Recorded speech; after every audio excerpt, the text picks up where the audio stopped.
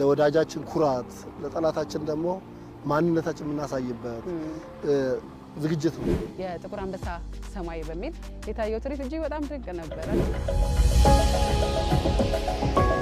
ብሔራዊ ጥቅማችንን ማስከበር ይሄ አንዱ ግዳጃችን። በዘመናዊ ትጥቅም እንደዚሁም ደግሞ በሰው ኃይል ብቃትም ጭምር በተግባርስ ምን አለ አየር ኃይል ምን መስራት ይችላል? ምን አይነት ልጆች አሉት? ምን አይነት አብራሪዎች ነው ያሉት?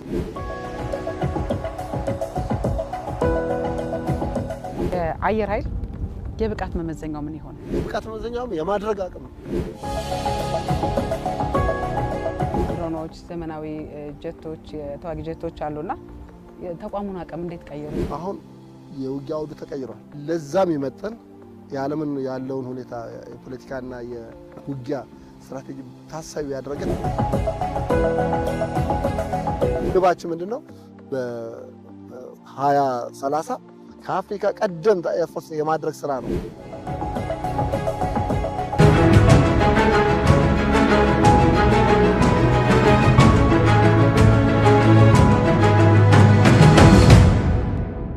ጤና ይስጥልን። ፋና ፖድካስት አንድ ጉዳያችን ተጀምሯል። እንዴት ናችሁ የተከበራችሁ አድማጭ ተመልካቾቻችን?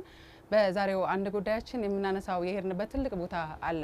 እንግዲህ የጥቁር ሕዝቦች ኩራት የሆነው የአፍሪካ ሰማይ ላይ ባለውለታ የሆነው እንደዚሁም ደግሞ በጀግንነቱ የሚታወቀው የኢትዮጵያ አየር ኃይል ጠቅላይ መምሪያ አንደኛ አየር ምድብ ላይ እንገኛለን። እንግዲህ የ90 ዓመት ጉዞ ምን ይመስላል? 9 ዓመታትን ሲያከብር ምን አይነት ጉዞ አሳልፏል? ምን አይነት ምዕራፎችን ተሻግሯል? የሚሉትን እያነሳን ቆይታ እናደርጋለን። በኢትዮጵያ አየር ኃይል አንደኛ አየር ምድብ ምክትል አዛዥ ለኤር ኦፕሬሽን የሆኑት ኮሎኔል ዮሐንስ ረጋሳ ጋር ቆይታ እናደርጋለን። እናንተም አብራችሁ እንድትሆኑ እንጋብዛለን። ቅድስ ዘውዱ አብሬያችኋለሁ። ጥሩ ጊዜ ይሆንላችሁ። ኮሎኔል እንኳን አደረሰዎት። አመሰግናለሁ። እንኳን ነው አብረው አደረሰን። እንኳንም ለአየር ኃይላችን 90ኛ ዓመት የክብረ በዓል በቦታው ተገኛችሁ በመገኘታችሁ ደስ ብሎናል። እንኳን ደህና መጣችሁ ማለት ፈልጋለሁ። እኛም በጣም ደስ ብሎናል። እንዳልኩት እንግዲህ የአፍሪካ ኩራት የሆነው ነው። እንግዲህ በኩራቱን ብቻ ሳይሆን በስራዎቹም የተመሰገነ ነው ያየነውም ስለሆነ ከሰሞኑን እንግዲህ ያየነው የአየር ላይ ትርኢት የጥቁር አንበሳ ሰማይ በሚል የታየው ትርኢት እጅግ በጣም ድንቅ ነበረ። እኔ በግሌ እንግዲህ ያደነኩት ነው። እኔም ብቻ ሳይሆን መላ ኢትዮጵያውያንን የሚያኮራ ይመስለኛልና እኛ እንደዚህ ካኮራ እኛ እንዲህ ካስደሰተ ለእናንተ እዚህ ላላችሁ ደግሞ የአየር ኃይሉ አባላት ደግሞ የተለየ አይነት ስሜት ይፈጥራል ብዬ አስባለሁና እንደው አንድ ጉዳያችንን ከእርሶ ስሜት ብጀምር ደስ ይለኛል። ምን ተሰማዎት ይሆን? አዎ ያው እንዳልሽው ነው። 90ኛ ዓመት ማክበራችን ራሱ አንድ ኩራት ነው። ምን ያህል አየር ኃይላችን የምን ያህል እድሜ ያለው ተቋም እንደሆነ የሚገልጽ ነው። በዛ ላይ ደግሞ ኤር ሾው እንዳልሽው ነው።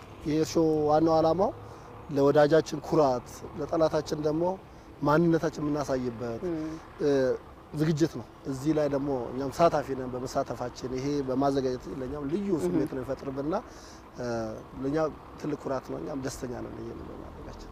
በጣም ደስ ይላል። እንግዲህ በ90 ዓመት የትልቅ የስኬት ጉዞ ውስጥ ለሀገር ሉዓላዊነት እንደዚሁም ደግሞ ብሔራዊ ጥቅምን ከማስጠበቅ አንጻር ምን አይነት ሚና ነበረው አየር ኃይሉ? አየር ኃይላችን ለሀገራችን ብሔራዊ ጥቅም ማስጠበቅ ትልቅ ኃላፊነትና ግዴታና አቋም ያለው ተቋም ነው። በአቋምም በብቃትም ምንድነው የዋናው ዓላማችን የአየር ኃይል ዋናው አቋም የሀገራችን ህልውና ድንበር መጠበቅ ብሔራዊ ጥቅማችንን ማስከበር ይሄ አንዱ ግዳጃችን ነው። ይሄ የምንወጣበት ደግሞ 24 ሰዓት እየሰራን ትጥቆቻችንን አዘመነን የሰው ኃይላችንን በስልጠናና በብቃት እንዲጨምር አድርገን ለዚህ ታሳቢ ባደረገ መልኩ ባለፉት 78 ዓመታት በተደረገ ለውጥ በስትራቴጂ አመራሮቻችን ቁርጠኝነት በመከላከያና በአየር ኃይል ልዩ ቁርጠኝነትና ትግል ተቋማችንን የሀገራችን ህልውና ለመጠበቅ ዳር ድንበራችንን ለማስከበር የብሔራዊ ጥቅማችንን ለማስጠበቅ የሚችል አቋም ላይ አድርሰን ለዛ ዝግጁ የሆነ ተቋም ነው በዚህ ሰዓት ላይ። ይህን ስልሽ ለምንድን ነው በሀገር ውስጥም ይሁን በሀገር ውጭ የሚመጡ ማንኛውንም የሀገራችን ህልውና የሚነካ የህዝባችንን የህገ መንግስታችንን የሚሸራርፍ ማንኛውንም የብሔራዊ ጥቅማችን የሚነካ ነገር ላይ ማንኛውንም እርምጃ ለመውሰድ እና በሀገራችን ላይ ላሉት የልማት የእድገት ጉዟችን ላይ የብዙ እንቅፋቶችን ላይ ይህንን የሚረብሽ ወይም የሚያደናቅፍ ነገርን ብሎክ ለማድረግ ወይም ለማስቀጠል ልማታችን ለማስቀጠል ቁርጠኛና ለዛ ዝግጁ የሆነ ተቋም ነው በአሁኑ ሰዓት አየር ኃይላችን። ይሄንን ሆኖታልና የሚጫወተው ሮልም ትልቅ ነው። በተጨማሪም ደግሞ ይሄ እንዴት ነው የሚደረገው ካልሽ ብዙ ነገሮች ማንሳት አለብን። አንዴ ትጥቆቻችን ነው። ትጥቆች አሉን ወይ? የሀገራችን ድንበር የአየር ክልል ለመጠበቅ በምድርም በሰማይም ያለውን የህልውና የሀገራችን ድንበር የመጠበቅ ምን አለን? ትጥቃችን፣ የሰው ኃይላችን፣ አቅማችን ምንድነው የሚለውን ብዙ ነገር ነው። ምንም ለውጊያ ዝግጁ የሚያመች ኢንፍራስትራክቸሮች አልነበሩ ነው። አሁን እኚህ ለውጦችን የሰራ ነው። የአውሮፕላናችን ማረፊያ ማደስ፣ የአውሮፕላን መቆሚያዎችን፣ ኢቭን የተቋማችንን የመንገዶች፣ የኤሌክትሪክ፣ የኔትወርክ እነኚህን ሁሉ በማስተካከል በማዘመን እነኚህን ለግዳጅ የሚያመቹ ኢንፍራስትራክቸር የማስተካከል ስራ።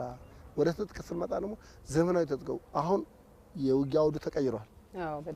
ለዛም ይመጥን የዓለምን ያለውን ሁኔታ የፖለቲካና የውጊያ ስትራቴጂ ታሳቢ ያደረገ ስትራቴጂክ የሆነ ለውጥ አድርጎ አየር ኃይል ለዛም ይመጥኑ አውሮፕላኖች፣ ዘመናዊ ፎርዝ ጀነሬሽን አውሮፕላኖች፣ ተዋጊ አውሮፕላኖች፣ ተዋጊ ሄሊኮፕተሮች፣ የትራንስፖርት አውሮፕላኖች፣ ትራንስፖርት ሄሊኮፕተሮች፣ የስልጠና አውሮፕላኖችን ሁሉ ወደ ዘመናዊ አውሮፕላን ቀይረን ለዛ ዝግጁ የሆነ የሰው ኃይል በማምረት ከስልጠና ጀምሮ ለዛ ዝግጁ የሆነ አየር ኃይል በአሁኑ ሰዓት ያለውና ይሄን ለሀገራችን ለሕዝባችን ኩራት የሆነ ተቋም የሚሆን ስልጠናና ዝግጅት ያደረገ ተቋም ነው አሁን ያለው። ይሄን ደግሞ በዚህ በተዘጋጀው ኤር ሾው ላይ አንዱ ይሄ ነው። በምናወራው ሳይሆን በተግባርስ ምን አለ አየር ኃይል ምን መስራት ይችላል፣ ምን አይነት ልጆች አሉት፣ ምን አይነት አብራሪዎች ነው ያሉት፣ ምን አይነት ቴክኒሻኖች አሉት፣ ምን አይነት ትጥቅ አለው የሚለውን በተግባር እያሳየንበት ያለ ነውና ለሀገራችን ብሔራዊ ጥቅም ለመጠበቅ ዝግጁ የሆነና ብቃት ያለው ተቋም መሆኑን ልገልጽልሽ እፈልጋለሁ። ጥሩ። በመግቢያው ላይ ለማንሳትም ሞክረዋል። በእርግጥ እንግዲህ በዘመናዊ ትጥቅም እንደዚሁም ደግሞ በሰው ኃይል ብቃትም ጭምር ምን ያክል መታገዝ ተችሏል፣ ምን ያክል ደግሞ መሄድ ተችሏል፣ አሁን ያለንበት ደረጃ እንዴት የሚገለጽ ነው? እንዳልኩሽ ነው። አሁን የአቪዬሽን ትጥቆች በጣም ውድ ናቸው። የአቪዬሽን ማሳደግ ማለት በጣም ትልቅ ኮሚትመንት የሚፈልግ ነገር ነው።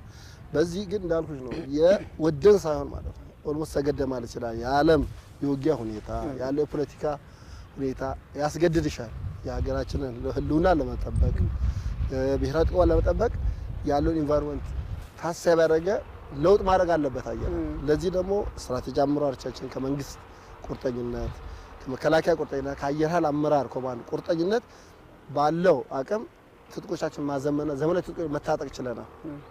እንዳልኩሽ ነው ዘመናዊ ጀቶቻችን ዲጂታል ድሮ አኗኗሩ የነበሩትን ጀቶቻችን ዛሬ ዲጂታል ጀቶች ተጠቅመናል። የስልጠና አውሮፕላኖቻችን ዲጂታል ሆነዋል። የተለያዩ የዩኤቪ ስትራቴጂክ የሆኑ ዩኤቪዎች ታጥቀናል። በእነኚህ ነው አዘምነን ለግዳጆቻችን ዝግጁ መሆን የቻልና ስልጠናዎቻችንን በዚሁ መልክ አብራሪዎቻችን፣ ቴክኒሾቻችን በሀገር ውስጥም ከሀገር ውጭም የተለያዩ ስልጠናዎች ሰጥተን ዘመኑ የሚጠይቀውን ስልጠና አግኝተው ዘመኑ የሚጠይቀውን ትጥቆች ታጥቀን ኤር ዲፌንስ አይቀር ማለት ነው ዘመን ታጥቀን ሀገራችንን ብሔራዊ ጥቅም ለማስጠበቅ ዝግጁ የሆነ ተቋም በዚህ ሰዓት ላይ።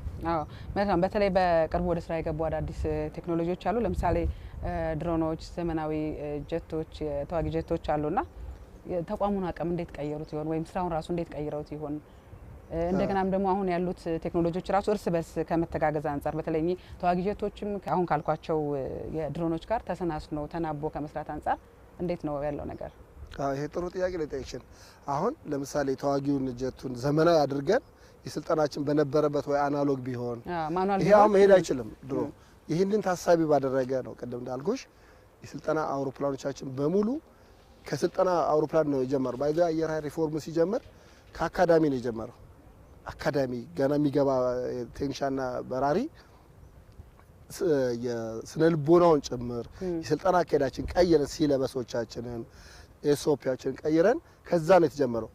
ከግራውንድ ስኩል ማለት ነው አካዳሚ ማለት ከግራውንድ ስኩል ከዛ ቀጥሎ ፕራይመሪ ስልጠናዎችን አሁን ቅድም ማየት እንደምትችሉ እዛ አካባቢ ላይ ዘመናዊ ዲጂታል ሆነ የስልጠና አውሮፕላኖች ነው የታጠቅ ነው።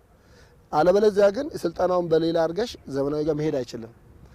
ከስልጠናው ነው ጀመረ ስልጠና አውሮፕላኖች ዘመናዊና ዲጂታል ማድረግ ጊዜው የሚጠይቀውን ይቀጥልና ከዛ የሚቀጥለውን ፕራይመሪ ለምሳሌ ሌላ ጀት ከመሄዱ በፊት ፕራይመሪ ጀት ትሬኒንግ አውሮፕላኖች አሉ ኤል39 እና ያክ የሚባለው እነኚህም ራሱ ዲጂታል ሊሆኑ የተደረገበት አዲስ የተገዙት በዲጂታል ዘመናዊ 4 ጀነሬሽን የሆኑ አውሮፕላኖች በመግዛት የነበሩን ደግሞ በአፕግሬዲንግ እና በኦቨርሆሊንግ ላይ ዲጂታል በማድረግ የተያያዘ እንዲሆን ተደረገ። ፋይናሊ ወደ ለምሳሌ ጀቶች ጋር ስቴጅ ዲጂታል ጀት የሆነ ኤርክራፍት ነው ያለው።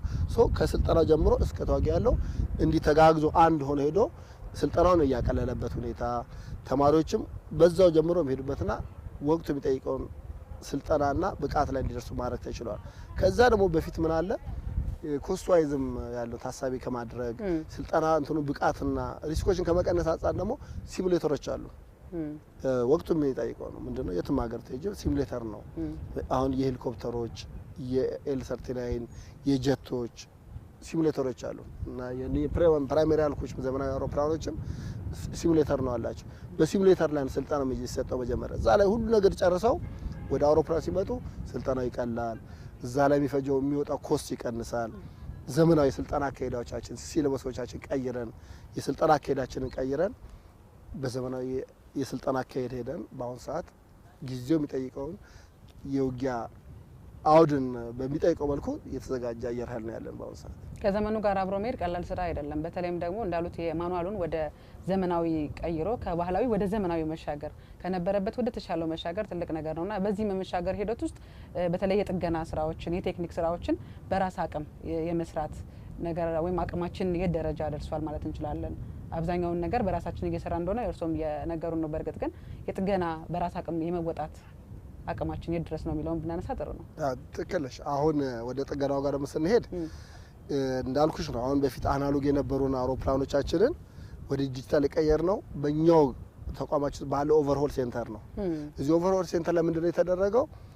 ካምፓኒዎች ጋር ዲል በማድረግ አውሮፕላኑን አፕግሬድ ማድረግ ከዲጂታል ወደ ከአናሎግ ወደ ዲጂታል የመቀየር ስራ አት ዘ ሴም ታይም ለቴክኒሻኖቻችን ስልጠና መስጠት ኢንክሉድ ያደረገ ነው።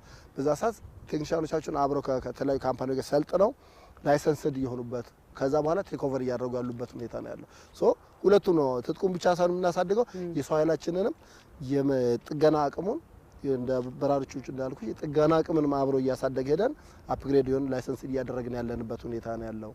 ተጨማሪ ደግሞ ምን አለ መሰለሽ አሁን በጥገና አካባቢ ላይ ከአየር መንገድ ጋር ጆይንት በመስራት ጥገና ሰራተኞቻችን አየር መንገድም ሄደው እየሰሩ ሌላ የቴክኖሎጂ እውቀትን ሼር እያደረጉ እየመጡ እንደዚህ ያለ የጥገና አቅማችንን አፕግሬድ እያደረግን ያለንበት ሁኔታ ላይ ነው ያለነው። ጥሩ እንግዲህ በአየር ኃይሉ የእስከዛሬ ጉዞ ውስጥ የሴቶች ሚና ጥሩ ነበር ብዬ ማሰብ እችላለሁ። አሁንም ግን የሴቶች በተለይ በማብረሩ ረገድ የሴት አብራሪዎችን ተሳትፎ ከማሳደግ አንጻር ምን ያክል ተጉዘናል ማለት እንችላለን? ይህም ጥሩ ጥያቄ ነው። እንደ መከላከያ በግንባር ካሉት የጦር ከፍተኛ አመራሮች ተዋጊ ኃይል እስከ አየር ኃይል አመራር እስከ አብራሪው እስከ ቴክኒሻን ድረስ ሴቶች ተሳትፎ አለ። እኛ ጋር ቁጥር ሊያንስ ይችላል። ቴክኒሻኖች አሉ። አሁን እንደምታየው በማንኛውም ቦታ ላይ ሴት ቴክኒሻኖች አሉ። አመራር ላይ ኮሬል ደረጃ ደርሰው በአመራር ሚና ላይ የተሳተፉ በምድባችንም አሉ። በአመራር ላይ የሚሰሩ ብዙ ሴት አሉን። ሴም ቲንግ አብራሪዎች አሉ። ሴት ጀግና አብራሪዎች አሉ። ጀት ስልጠና ላይ ያሉ አብራሪዎች አሉ። ቢጊኒንግ ላይ የመጀመሪያ ማሰልጠኛ ላይ እየሰለጠኑ ያሉ ሴቶች አሁን ወደ በራ እየገቡ ብዙ አሉ። በአሁን ሰዓት በፊት ደግሞ በጣት የሚቆጠሩ አንድ ሁለት ነበር። አሁን ደግሞ ሞር ሁለት ጀት ላይ እየበረሩ ያሉን ሌላ ሶስት ልጆች በጀት ላይ ጨረሱ አሉ። አሁን ደግሞ በፕራይመሪ ላይ እየሰለጠኑ ያሉና ጥሩ ተሳትፎ ያለበት ሁኔታ ነው። ግን መጠናከር አለበት ያው ቁጥሩን ለማብዛት እንጂ ሴቶችም እኩል እንደወንዱ እየሰሩበት ያለበት ተቋም ነው አየር ኃይል። ራሴ ነው እየጠየቅኩ ይመስላል አይደል? አይ ጥሩ ጥያቄ ነው። መልካም። በተለይ እንግዲህ በተለያየ የአየር ንብረት ውስጥ በተለያየ የመልክዓ ምድራዊ ገጽታ ውስጥ ሆኖ ግዳጅ የመፈጸም ስራዎች ሊኖሩ ይችላሉ። ኦፕሬሽኖችን ለመፈጸም ሊወጣ ይችላልና ይህንን ለመፈጸም ምን አይነት ዝግጁነት ወይ ምን አይነት ደረጃ ላይ እንገኝ ይሆን? እንግዲህ አየር ኃይል እድገት ምንድነው ስትይ የማድረግ አቅም ነው። ማድረግ ማቀም ማለት ደግሞ በአስቸጋሪ ወይዘሮች ውስጥ ግዳጅ መፈጸም፣ በቀንም በማታም ግዳጅ መፈጸም፣ በተለያዩ አስቸጋሪ ሲቹዌሽኖች ውስጥ ግዳጅ መፈጸም መቻል ነው። ይህንን ካላደረግንማ አየር ኃይል ብቃት ምንድነው የሚለው ጥያቄ ይመጣል። በአሁኑ ሰዓት አየር ኃይላችን በሄሊኮፕተርም በተለያዩ ጀቶችም በማንኛውም በቀንም በማታም ግዳጅ መፈጸም የሚችልበት አቅም ላይ ደርሰናል። ከረጅም ጊዜ በፊት እንደዚህ ያን ነገሮች ማድረግ ማይችልበት ደረጃ ላይ ነበር። ምንም እንኳን አየር ኃይል ረጅም ታሪክ ኖሮት የተለያዩ የጀግንነት ታሪኮች አሉት። የተለያዩ ግዳጆችን ተወጥቷል። የተለያዩ አስቸጋሪ ቢወጣም አሁን ያለበት ደረጃ ላይ እንዳልኩሽ ነበር አስቸጋሪ ወይዘር ላይ አስቸጋሪ የመሬት ገጽታዎች ላይ በቀን በማታም ግዳጅ መፈጸም የሚችል ተቋም ላይ የደረስነው ግን በአሁኑ ሰዓት ነው የሚል እምነት አለኝ። በዚህ ላይ በተግባር እየተወጣን ያለንበት ሁኔታ ነው። በቀንም በማታም የተለያዩ ይችላሉ በሙሉ ግዳጆችን 7/24 በቀንም በማታም በአስቸጋሪ ወይዘር መወጣት የሚችልበት ደረጃ ላይ ነው ያለነው። ይሄ ነው ብቃት የማድረግ ብቃት ማለት ይሄ ነው። ይሄንን እዚህ ላይ ደረስንበት ሁኔታ ላይ ነው ያለነው። በጣም ቆንጆ ጥሩ ገለጻዎች ናቸው። ምናልባት ከአንድ የኦፕሬሽን መሪ አስቸጋሪ የውጊያ ሁኔታ ላይ አንድን ውሳኔ ወይም ፈጣን ውሳኔ ለመወሰን ያለው ጊዜ በጣም የማይክሮ ሰከንድ አይነት ፍጥነት ነው። በዚህ ሁኔታ ውስጥ አንድን ውሳኔ ይህንን ትልቅ ኃላፊነት ለመወጣት ምን አይነት የስነ ልቦና ብቃትና ምን አይነት የስነ ልቦና ጥንካሬ ያስፈልግ ይሆን? ትክክል ነሽ። እንግዲህ በወታደር ቤት ባለሽ ውሳኔዎች በፍራክሽን ኦፍ ሰከንድ ነው። ኤርፎርስ ደግሞ ከዛ የባሰ ነው። እነኚህን ቁርጠኝነት እነኚህ ስነ ልቦና ነገር መጀመሪያ ብታይ በስልጠና ነው።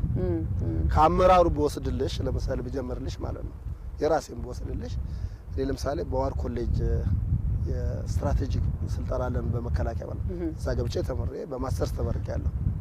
ስልጠናው እዛ የሚሰጠው በጣም ኮንጀስትድ ሆነ በጣም በተጨናነቀ ሰዓት ብዙ ስልጠናዎች የሚሰጠው ይሄ የስልጠና አካሄድ ለምንድን ነው የሚል ስልጠና እየጠየቀናል። ይሄ የሚሄደው የመከላከያ ስትራቴጂ አመራር ግዳጅ ላይ ሲሄድ በተጨናነቀ አሁን ያልሽ ጥያቄዎች ነው የሚመጡት። ግዳጅ የሚመጡት በአስቸጋሪ ሰዓት በአጭር ጊዜ ውስጥ ነው። ያን መወጣት እንዲችል ተብሎ እዛ የሚሰጠው የስልጠና አካሄድ እንደዚህ በጣም በተጣበበ ሰዓት ላይ ብዙ ስራ እንዲሰራ ሲናሪዮዎች የሚሰጥበት ሁኔታ ነው ያለው። ድንገት እንዲወስኑ የሚያስችሉ ስራዎች ተሰጥቷቸው ያንን አቅም ይዞ እንዲመጣ ነው አመራሩ ማለት ነው። አመራሩ እንደዛ እና እዛ ከፍተኛ አመራር ነው የሚሰለጥነው። ለምሳሌ ነው እንደ ምሳሌ ነው የምነግርሽ። በሁሉም በየደረጃው እንደዛ ያ ነው ያንን ስልጠና ነው መጀመሪያ ያን ተምሮ ይመጣል።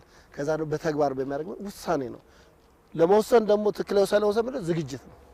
ሁሌ እኛ ጋር ሁሌ እኔ ለምሳሌ በራስ ተማሪ ነኝ፣ ቴስት በራሪ ነኝ፣ ግን ሁሌ እዘጋጃለሁ።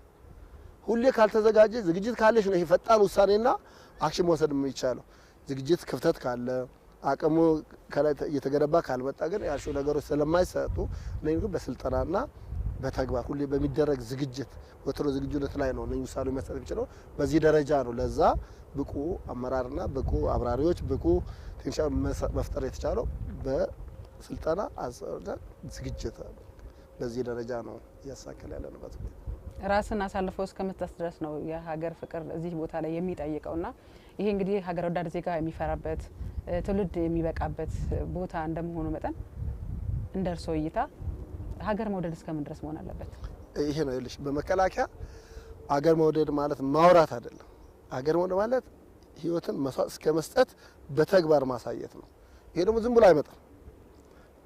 ከመጀመሪያ ስልጠና ወታደር ቤት ገብቶ አንድ ሰራዊት አመራር ድረስ በሚሰጡ የስነ ልቦና ስልጠናዎች በሚሰጡ ያሉ የስራ ባህሪዎች ስራው ራሱ ይስበሻል እስከ መስዋዕትነት ህይወት መስዋዕትነት ነው። ቆርጠኝነት መስዋዕት እንደሚኖር አምነንበት ለዛ ተዘጋጅቶ የገባ ሰራዊት ነው። አብራሪው ቴክኒሻኑ እዚህ በመከላከያ ያለ ሰራዊት ስፔሻሊ በበራሪ ጋር ያለ የመጀመሪያ ይሄንን ካላሽ በራሪ መሆን ማትችል ለዚህ ቁርጠኛ ካሎች ጎበዝ በራሪ መሆን አትችልም። የሚፈራ መስዋዕት ለመሆን ዝግጁ ያልሆነ በራሪ መሆን አይችልም። ምክንያቱም ስራው ያ ነገር ሊመጣ እንደሚችል የሚያስገድድ ሁኔታዎች ስለሚኖር ማለት ነው። ይሄ ደግሞ በስነ ልቦና የግንባታ ስራ ነው። የግንባታ ስራው ደግሞ ከየት ይጀምራል? ከታች ከአካዳሚ ከቤዚክ ስልጠና በራሪዎችም ከካዴ ስልጠና በበራ ስልጠና በየሄዱበት የበራ ክንፎች ላይ በሚሰጡ የግንባታ ስራዎችና ስልጠናዎች ከዛ ስራው ራሱ ይስበሻል። እኔ ግዳጅ የሰራው በሞት የሚል ነው እንጂ ሞት አለው ምናምን የሚለው ቁርጠኝነት ስጋት የለም። ቁርጠኝነት ይፈልጋል። ከዛ ደግሞ ይሄን ደግሞ ቁርጠኝነት ሁሌ ጠብቆ እንዲሄድ ደግሞ በየጊዜው የምታደርጊው ለበራሪውም ለቴክኒሻኑ ለሰራዊቱ የምታደርጊላቸው ሃንድሊንጉም ወሳኝ ነው። ያ የሚደረገው አሁን ሰራዊታችን በተቻለ መጠን ለመደገፍ በማንኛውም መልኩ እየተሰራ ያሉ ስራዎች አሉ። እነኝም ደግሞ ሌላ በቁርጠኝነት ፕሮሞሽን ስትሰጫቸው እድገት አለ፣ ሽልማት አለ፣ ማበረታታት አለ። እነኚህ ነገሮች ሰራዊቱ ራሱን ለግዳጅ ዝግጁ ቁርጠኛ እንዲሆን የሚያደርጉ ከፍተኛ ስራዎች አሉ። ይሄ ትልቅ ተቋም ነው። ለዚህ ይሄን አስመልክቶ አንዳንድ ተቋሞች ምን እያደረጉ መሰለሽ አሁን ኢትዮጵያ አየር መንገድ አንዳንድ ቦርዲንግ ስኩል ተማሪዎች ቤዚክ ተማሪዎቻቸውን ይሄንን ከኛ ጋር እንዲማሩ እያመጡ እኛ ጋር ለአንድ ወር ምናምን ይማራሉ። አካዳሚ የስልጠና ተቋም አለን። እዛ ገብተው ይሄን ተምረው እንዲሄዱ ልክ ቤዚክ ተማሪ ሲመጣ ጸጉሩን ተላይቶ ገብቶ ቱታ ለብሶ እንደሚሰራው የአየር መንገድ ተማሪዎች ተማሪ ቤዚክ የቦርዲንግ ሱት መጀመሪያ ደረጃ ተማሪዎች ሁሉ መጥተው እኛ ጋር እየመጡ በተራ እንዲህ ልጆቻቸው ተማሪዎቻቸውን እያሰለጠኑ ያሉበት አሁን ያልሽውን ጥያቄ መልስ ለማግኘት ሀገር ወዳድ ኮሚትድ ለሀገሩ ህይወቱን ለመስዋዕት የሚያደርግና ቁርጠኛ ጀነሬሽን ለማፍራት የተለያዩ ተቋሞች እንዲያደርጉበት ያለበትና ይሄ ተቋም ይሄ ነው። ይሄን ደግሞ በማግኘት እድለኞች ነን። ያሁን ማንኛውም ግዳይ ለከሸኝ ስለ መስዋዕት ምንም በቃ ያን ግዳይ ለመፈጸም ነው። መስዋዕት ነው ኩራት ነው። በቃ ለሀገርሽ የምታደርጊው መስዋዕትነት ኩራት ነው፣ ክብር ነው እና እሱ እስከ ህይወት መስዋዕትነት ቁርጠኛ የሆነ አመራር አባል ያለበት ተቋም ነው። አዎ የሰው ልጅ ስነ ልቦና ወይም ልቡ ሙሉ ሲሆን ነው የሆነ ነገር መወሰን ማድረግ የሚችለው ሀገሩ ላይም ደግሞ የፈለገውን ዋጋ መክፈል የሚችለውና መልካም ነው። በተለይ ደግሞ ያው ያለው እንደሚታወቀው እንግዲህ ባለፉት 7 እና 8 አመታት ተቋሙን ከማዘመን አንፃር በርካታ ስራዎች እየተሰሩ ነበር። ብዙ ውጤቶችን መተዋል። እርሶም ማስቀደሙ እንዳነሱልን የሰማናቸውን ውጤቶች ማግኘት የተቻለው በተሰራው ስራ እንደሆነ ምንም ግልጽ ነውና ጉዟችሁ እንዴት ነበር? በተለይ ደግሞ ባለፉት አመታት የገጠማችሁ ነገርስ ምን ነበር? እንዴትስ አለፋችሁት? ይኸውልሽ አሁን ከባለፈው ከለውጡ በፊት ተቋማችን በጣም አሳዛኝ ኮንዲሽን ላይ ነበር። እንዳልኩሽ መጀመሪያ የረጅም ታሪክ አለው። የጀግንነት ኢትዮ ሶማሌ ውጊያ ላይ እስከ ኮሪያ ሄዶ የተዋጋበት በሰላም ማስከበር ብዙ ታሪክ የጀግንነት ታሪኮች አሉት።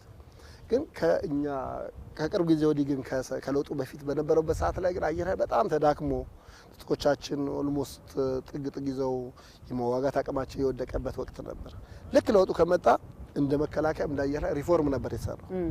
በሪፎርሙ ምንድነው የተሰራው መሰለኝ? መጀመሪያ ቁርጠኝነት ሰራዊታችን ለሀገሩና ለተቋሙ የሚሰራ የሚሞት ቅድም እንዳልኩሽ ነው ቁርጠኝነትን የመፍጠር ይሄ ምን ተሰራ?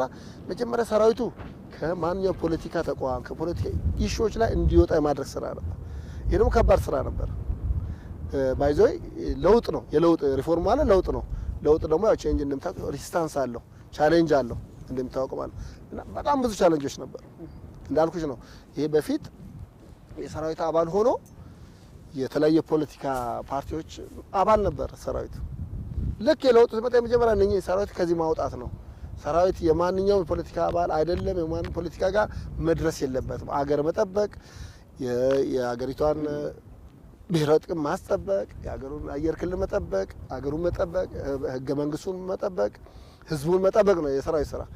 እዚህ ውስጥ እንዲገባ መጀመሪያ ከፖለቲካ እንዲወጣ ነው የሚያደርግ። ይህ ትልቅ ቻሌንጅ ነበረ። በፊት ፖለቲካ የነበረ ሰው ከዛ ማስወጣት ማስተካከል ትልቅ ቻሌንጆች ነበሩ። አንድ ይሄ ቻሌንጅ ነበር። ሁለተኛ እንዳልኩ ኢንፍራስትራክቸርም አልነበረ ነው። ይሄ አሁን የምታየው ቦታ ጫካ ነበር፣ ጫካ ነበር ዙሪያው።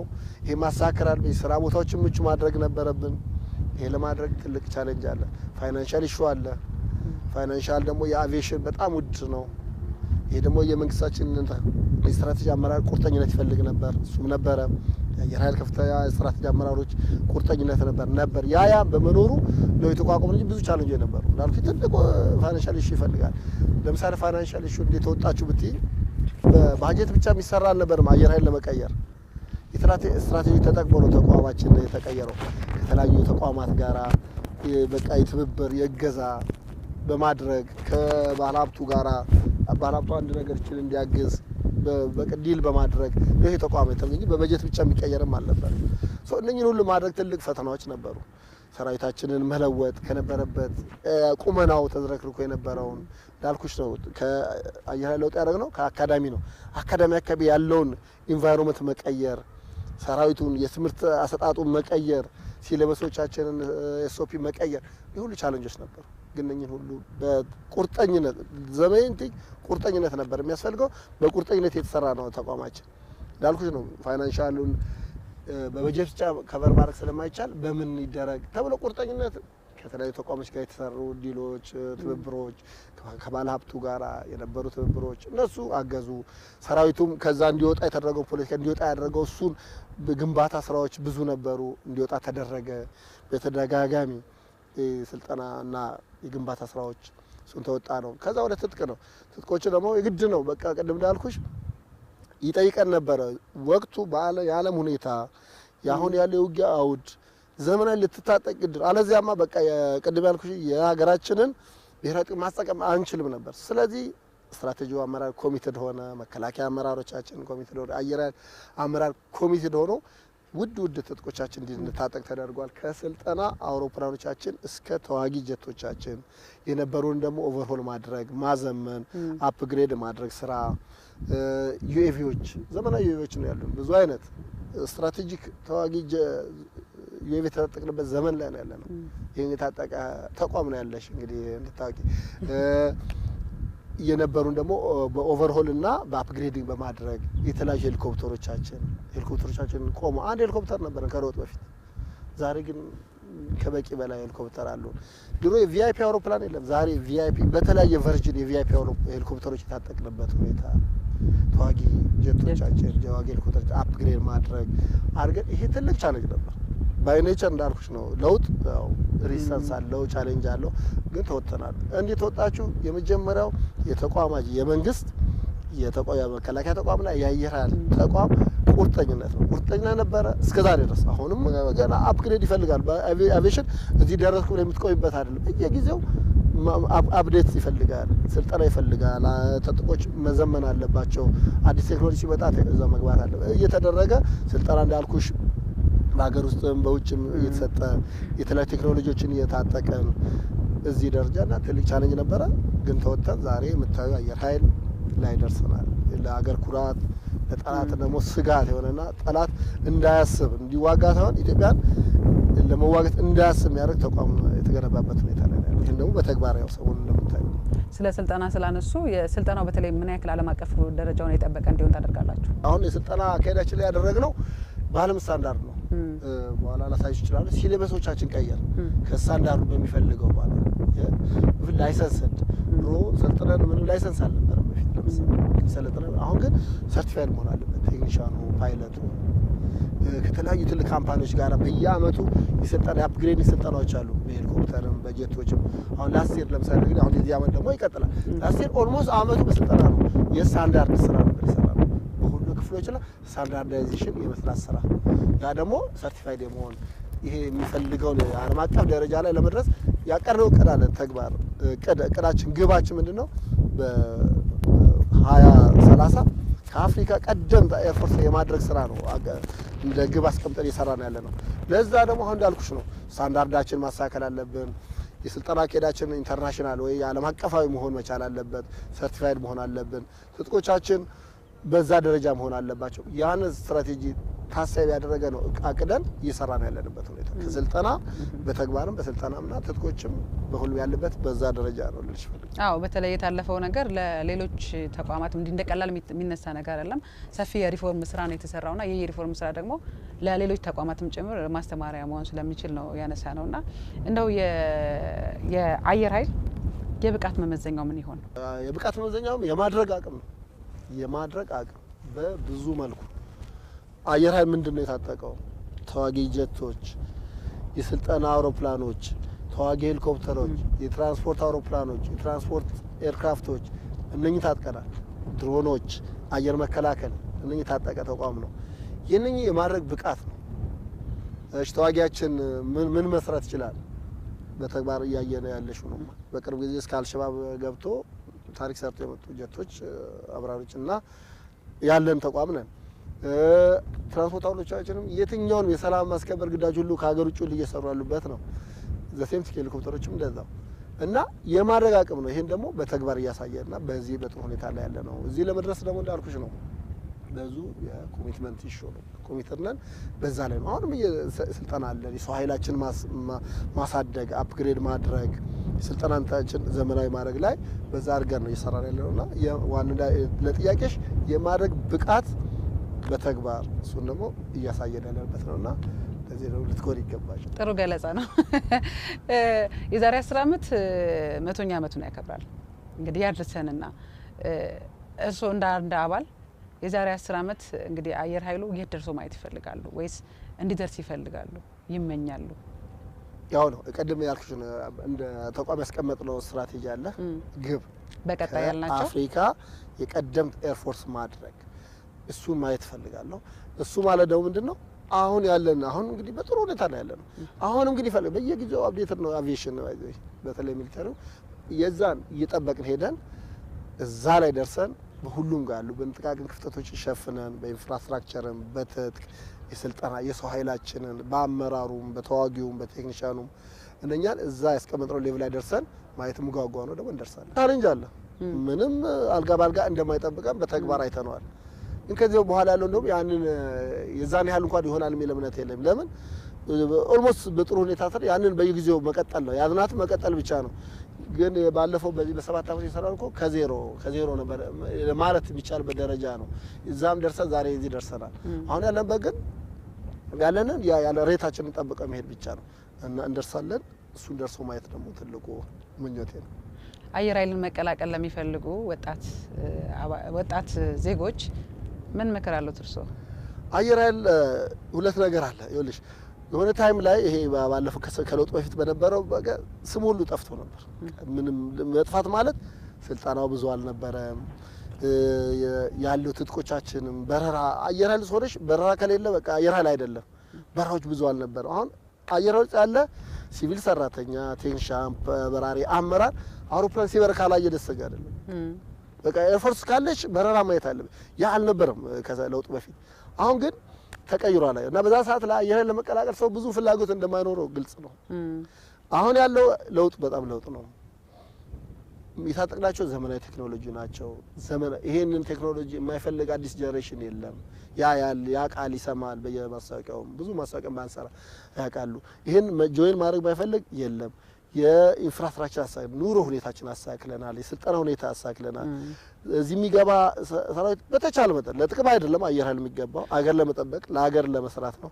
ግን ዋቴቨር መጠቀም ስላለበት የተለያዩ ጥቅማ ጥቅሞች እንዲማሉለት እንዲማር እንዲያድግ ቤተሰቡን እንዲረዳ የሚያደርጉ ደግሞ ስትራቴጂ እየሰሩ ስለሆነ አየር ኃይል ጆይን ማድረግ አለባቸው። በጣም በፍላጎት ነው የሚገቡትና መግባት አለባቸው።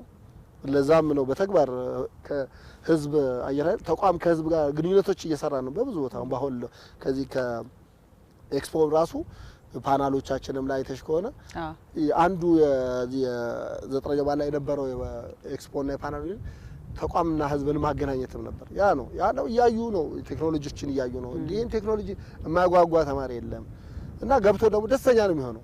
እንዲጠቀሙ የሚደረጉበት ሁኔታዎች አሉ። በአገር ውስጥ በውጭም እየሄዱ እንዲማሩ እንዲሰሩ የተደረጉ ተለያዩ ሀገሮች ጋር ባሉን ዲፕሎማሲያዊ ዲል ያ ደግሞ ጥቅምም ነው። ግን ዋናው ግን አሁንም ደግም የምነግርሽ አየር ኃይል የሚገባ ለጥቅም ሳይሆን አገሩን የሚወድ አገሩን ለመጠበቅ ለአገሩ ለመሞት ኮሚትድ የሆነ ሰው ነው። ደግሞ ኢትዮጵያውያን ነን። ይሄ ማንኛውም ኢትዮጵያዊ ያለው አቋም ነው የሚታወቅ ነው። ኢትዮጵያውያን ስለሆን ማለት ነው። በተጨማሪ ግን የራሱን ጥቅማ ጥቅሞች የሚያገኝበት ደስተኛ የሚሆንበት ተቋም ስለሆነ ጆይን ያደርጋሉ የሚል እምነት አለ። እኔ 28 ዓመቴ ነው እዚህ እስከዛሬ ደስተኛ ነኝ። እንዳልኩሽ በጣም አስቸጋሪ ላይፎችን አልፈን ነው የመጣ ነው። በሀገራችን በነበሩ የተለያዩ ኢቨንቶች ላይ ነበርኩኝ። በእኔ ከገባሁበት እስካሁን ነው ባለች የተለያዩ አስቸጋሪዎችም ጥሩም ከባዱም ውጊያው ምኑም ላይ ግን ደስተኛ ነኝ። በጣም ደስተኛ ነኝ። እኔ ከአየር ኃይል ውጪ እንጃ ሌላ ተቋም ማየትም አልፈልግም። ስለ እውነት ነው የምነግርሽ። ሲመጡ ደግሞ እንደሚወዱት ተስፋ አደርጋለሁ። ድሮም ትልቅ ስም አለው አየር ኃይል። በመሀል ላይ የነበረው ተሳክሏል። አሁን በተግባርም ብዙ ልጆች እየገቡልን ነው። ብዙ እያስተማር ነው። ብዙ ተማሪዎች አሉን። ተማሪዎቻችን እያደጉ ነው ያሉት በጥሩ ሁኔታ። ስልጠና ከሄዳችን ይጎበኛሉ። ቴክኖሎጂ አዲስ ነው። ሲሙሌተር ይበራሉ፣ በተግባር ይበራሉ። የተለያዩ ዘመናዊ አውሮፕላኖች፣ ሄሊኮፕተሮች፣ የስልጠና አውሮፕላኖች አሉና ወጣቱ ይገባል። መግባትም አለበት እንደሚገባም አምናለሁ። ይሄ መመክረኝ ነው እንግዲህ ጥሩ ነው። ኑና ጆይን አድርጉ ነው ኢንጆይም አድርጉ ነው። በራ ኢንጆይመንትም ነው ባይዘይ ከበራ ከገባሽ በኋላ ግዳይ ትፈጽሚያለሽ። ግዳይ ፈጽመሽ ደግሞ መዝናናት ደስታም ነው የሚሰጥሽ።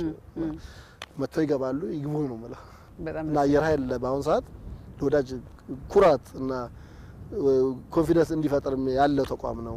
ጠላት ደግሞ እንዳያስብ የሚያደርግ በቃ አየር ኃይል ኢትዮጵያን እንዳያስብ ውጊያም ሆነ ሌላ ነገር በሚዲያ በሶሻል ሚዲያ ከመዋጋት ውጪ በተግባር እንዳያስብ የሚያደርግ ተቋም አየር ኃይል ተቋም እንዳለን እንድታውቁ ይፈልጋል። መደበኛ ኦፕሬሽኖች በሌሉ ሰዓት ወይም ግዳጆች በሌሉ ሰዓት ምንድነው ተግባራችሁ የሚሆነው? ይሄ ጥሩ ጥያቄ ነው። መደበኛ ውጊያ በሌለበት ጊዜ ግን አንተኛም። በጣም ስልጠና በብዛት ስልጠና የሚሰጥበት ነው። ስልጠና አይቆምም በአየር ኃይል። ስልጠና በየስቴፕ አለው እንዳልኩሽ ነው። ግራውንድ ስኩል አለ። ከግራውንድ ስኩል በኋላ ለምሳሌ ወደ በራሪዎች ቢሄድልሽ ማለት ነው ሲሙሌተር ይሰለጥናሉ። በየአመቱ ስልጠና አለ። በየአመቱ ከሲሙሌተር ከዛም ፕራይመሪ ይቀጥላል። እዚህ ላይ የነበረው ወደ ኤል39 ሄዳል። 39 የነበረው ወደ ያክ፣ ከያክ ወደ 27 ትራንስፖርት ላይ የሚሄደውም ለምሳሌ ትራንስፖርት አውሮፕላን ሲሲና የምትባላለች ሌላ እሷ ላይ ይበራል። ከሷ ዳይ 6 ከዛን C130 እና ኤል100 የሚባል ምን ደሞ አለን። አንቶኖቭ አለን። በአጋጣሚ ዲስፐርስ ወደ ሄደው ነው። አንቶኖቭ 12 የሚባል አለ። የትራንስፖርትም ተዋጊም ነው። ቦምብም ይጥላል። ቦምብ መጣል ይችላል። አንቶኖቭ 32 የሚባል አለ። ወደ እነኛ ይመደባሉ። ስትመድባቸው የዛሬ የነበረ ስልጠና አንድ 3 ስለሚደርስ ሁሌ ኮንቲኔንት ስልጠና አለ። ዘሴም ቲንግ ለጥገናው ጋር ጥገናው እንደዛ አለ። ከአካዳሚ ይወጣል። የሚወጣው አንዱ እዛ በየክንፎች ይመደባሉ። በተለያየ ስኳድሮኖች ማለት ነው። እዚህ ሄደ ኮንቲኔንት ስልጠና አለ። በተጨማሪ ምን አለን? በየአመቱ ላይ የሆነ አፕግሬድ ስልጠናዎች አሉ። እኔ አሁን እንግዲህ እንዳልኩሽ አስተማሪ ግን ስልጠና ወስዳለሁ። እኔ አሁን አፕግሬዲንግ እኔም እንደገና ወስዳለሁ። ከውጭ ይመጣል አስተማሪ ወይም እንሄዳለን ወይንም ራሳችን ስልጠና ቅድ እናደርግና እርስ በርስ እየተማማል ልጆቻችን አፕግሬድ ማድረግ። ለምሳሌ ወደ አንድ ትራንስፖርት ጋር ባይተልሽ ኮፓይለቶች አሉ። ኮፓይለት ወደ ካፒቴን ይሰለጥናል። ካፒቴኑ የአስተማሪ ስልጠና ይሰጠዋል። አስተማሪው ደግሞ እንዳልኩሽ አድቫንስድ ስልጠና ይወስዳል። አፕግሬዲንግ በየጊዜው እና በየአመቱ ደግሞ የታቀዱ እቅዶች አሉ። በየአመቱ ምን አለ? የኢንስትሩመንት የሚባሉ ስልጠናዎች፣ የማታ በረራዎች፣ የተኩስ ስልጠናዎች እነኛ አሉ። ስለዚህ ሁሌ ቢዚ ነው። ሁሌ ስልጠና የማይቋረጥ ነው። ሌላ ደግሞ ምንድነው የተቋማችንን ውበትና እንትን መጠበቅ ልማትም አለ። ባለን ጊዜ ባይዞ የምነግርሽ ይሄ ተቋም ሲቀየር ማለት ነው ልክ እንደ ሪፎርም ተጀምሮ ብሎ ሲጀመር ወደ ለምሳሌ ብዙ ውጊያዎች ነበሩ። ውጊያ መጣ ተብሎ አንድም ቀን የልማት ስራዎች አልተቋረጡም። የተቋም ለውጥ ይሄን ኢንፍራስትራክቸር ማሳከል አልተቋረጠም። የሚዋጋው ይዋጋል። ኤርክራፍት የሚያዘጋጀው አመራሩ የስታፉ ደግሞ ልማት ስራዎችን ይሰራል። ኢንፍራስትራክቸር ይሰራል።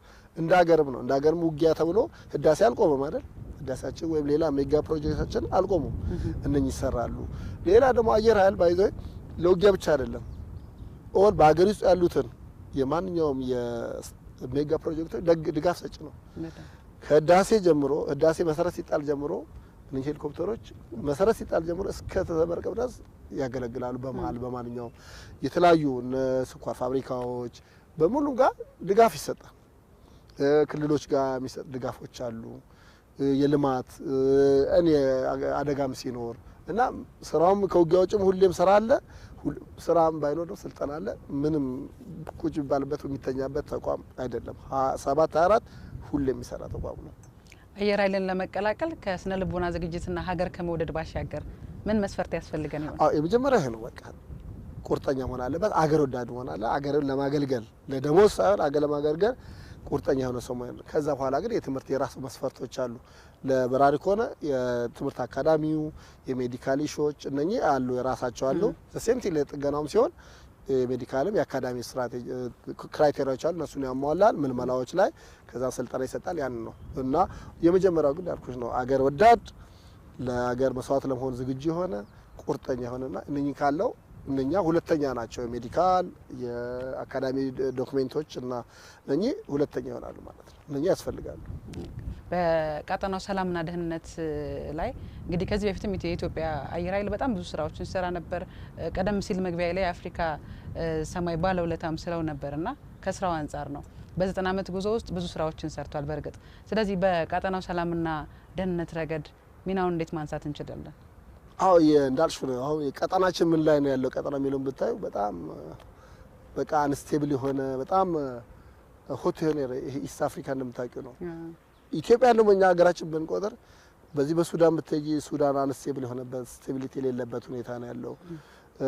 ደቡብ ሱዳን ብትሄጂ ያለው ሁኔታ ሰላምም ቢሆን ጠንካራ መከላከያ እንትን ኖሮ አካባቢ ሰኪዩር ነው የሚባልበት ደረጃ አይደለም። ሶማሌ እንደምታዩ ነው። በጣም የአልሸባብ መፈንጫ የሆነበት ሁኔታ ነው ያለው። በኤርትራም ብትሄጂ ያለው ሁኔታ እንደምናውቀው ነው ዙሪያችን እና ቀጠናው በጣም በቃ እንደገና ወደ ጅቡቲ ያደጉ ሀገሮችም ሁሉም ይሄ ባህሩን ለመጠጋት የራሳቸው ቤዝ የመሰረቱበትና በጣም በጣም የተጨናነቀ ቀጠና ነው ያለው። እዚህ ጋር ኤርፎርስ እና መከላከያ የራሱን ሮል ይጫወታል። መጫወቱ ምንድነው የሚያደርገው? አንደኛ መገኘት ሆኖ ብቃት ሆኖ መገኘት፣ ሁለተኛ የሚሰሩ የሪሌሽኖች ነው። አሁን ለምሳሌ እዚህ ፎርማችን ላይ ኦልሞስት የሁሉም አፍሪካ ሀገሮች ኤርፎርስ እንትኖች ሊሳተፉ ተደርጓል። ፎረም ነበር፣ አፍሪካን ኤርፎርስ ፎረም ነው እንግዲህ የነበረ። ፎረሙ ላይ ይሄ ነው ምንድነው አንድነት ዩኒቲ እንፍጠር፣ ሰላም እንፍጠር፣ አብረን እንስራ።